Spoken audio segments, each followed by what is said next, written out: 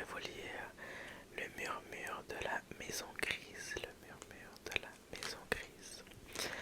Installe-toi confortablement et je vais directement commencer à lire. Il y a très longtemps, dans un petit village entouré de forêts profondes, se dressait une demeure abandonnée que l'on appelait la maison grise. Elle n'était ni hantée, ni dangereuse, mais personne n'osait s'en approcher. On disait qu'à certaines heures de la nuit, quand tout était silencieux, on pouvait y entendre un murmure presque imperceptible. Ce n'était ni un cri, ni une voix, juste un souffle continu, régulier, comme une respiration endormie depuis 100 ans. Les villageois avaient fini par s'habituer à cette idée. Ils évitaient le chemin qui menait à la maison, baissaient les yeux quand ils passaient à côté et n'en parlaient plus. Mais Léon, lui, ne détournait jamais les yeux. Il avait 12 ans, des yeux trop grands pour son âge et une curiosité qui faisait soupirer sa grand-mère tous les matins. Il aimait écouter les vieilles histoires, surtout celles que personne ne voulait raconter. Un soir, alors que la neige commençait à recouvrir les toits, Léon décida de s'approcher de la maison grise. Il avait entendu le murmure, pas de loin, non. Il avait entendu chez lui un souffle venu de nulle part dans sa chambre, à travers la fenêtre fermée. Il avait chuchoté son nom, doucement, une seule fois, Léon. Il crut rêver, mais le lendemain soir, il l'entendit encore. Et cette fois, le murmure n'était pas seul. Il était accompagné d'un grincement, comme celui d'une porte ancienne que l'on en trouve lentement. Alors Léon prit une lanterne, mit son manteau le plus épais et sortit. La nuit était froide, l'air sec, pas un seul bruit. Il marcha lentement, ses pas étouffés dans la neige fraîche. La maison grise se dessinait au loin, grande silhouette figée dans le noir. Elle semblait dormir. Léon gravit les marches du perron. Elles craquèrent doucement. La porte n'était pas fermée à clé.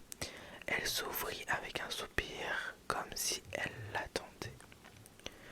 À l'intérieur, l'air était plus chaud, étrangement tiède. Et il y avait ce murmure, plus clair cette fois, comme si les deux murs eux-mêmes parlaient ou respiraient. Léon leva sa lanterne.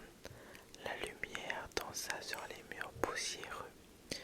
Des portraits anciens, des rideaux figés et d'un long couloir qui s'enfonçait dans le noir.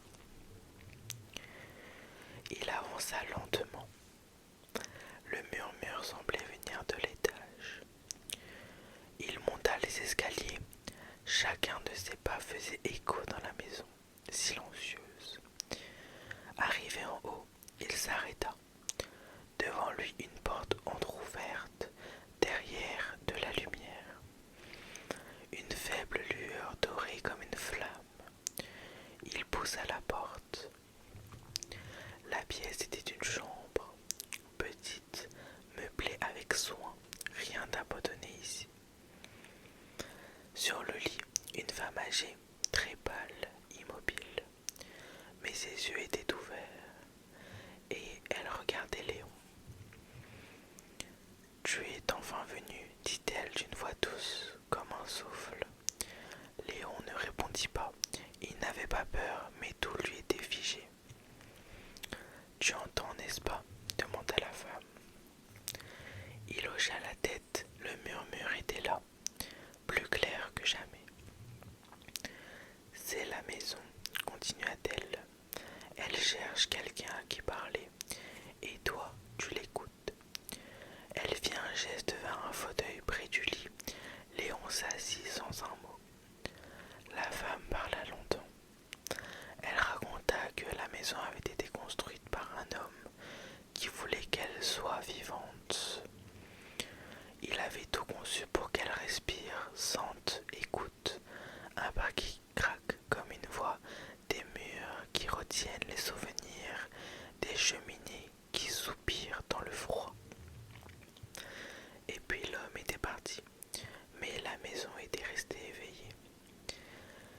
Elle se souvient de tout, murmura la vieille dame, de chaque visite, de chaque rire, de chaque silence.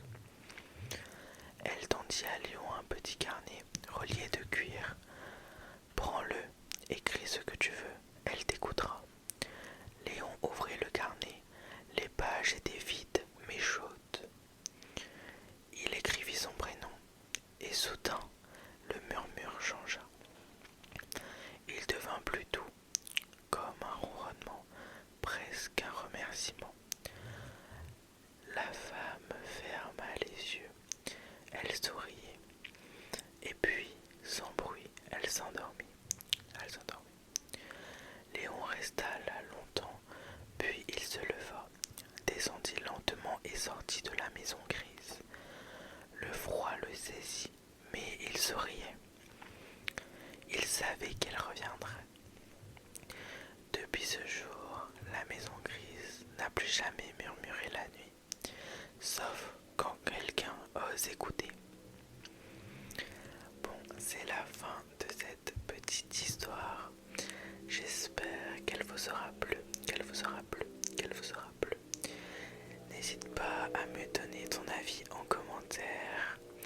Et moi, je vous fais plein de gros bisous et je vous dis à la prochaine.